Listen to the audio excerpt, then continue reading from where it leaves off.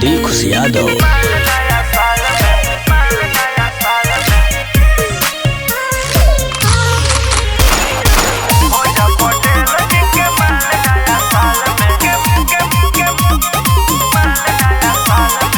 सबर जाति के मन लाल चोइनी बीतल 24 के हुके नाही भइली। सबर जाति के मन लाल चोइनी बीतल 24 के हुके नाही भइली। फसल नहीं तोहरा जाल में 4 दिन के जिंदगी बजिया खुशहाल में पिकनिक मनावे तू चलो नैनीताल में। हो जा पटेल जी के माल नया साल में। हो जा पटेल जी के माल नया साल में। हो जा पटेल जी के माल नया साल में।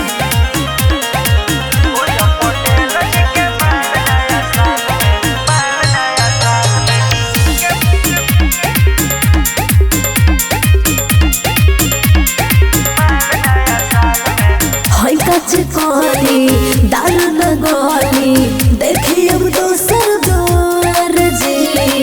एहो पटेल जी होई झमेल जी लाइन न हम के ना मार जी। तोहे मुरा गाया चावल खियाई बहो जहाँ कहबू तू ओही जे घुमाई बहो। चुम्मा दे हम ना गोरे गोरे गाल में 4 दिन के जिंदगी बजिया खुशहाल में पिकनिक मनावे तू चलो नैनीताल में। हो जा पटेल जी के माल नया साल में।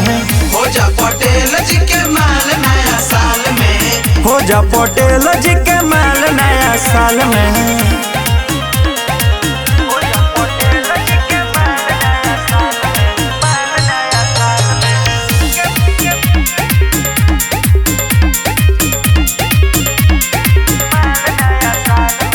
लेके मजा दे दे बसाजा जानी ले तो हर चोरी तोर जी।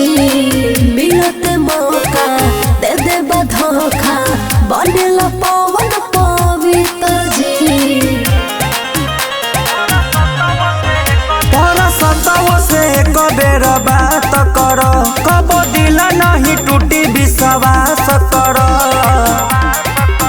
दिल दे हम न तो है हर हाल में 4 दिन के जिंदगी बजिया खुशहाल में पिकनिक मनावे तू चलो नैनीताल में। हो जा पटेल जी के माल नया साल में। हो जा पटेल जी के माल नया साल में। हो जा पटेल जी के माल नया साल में।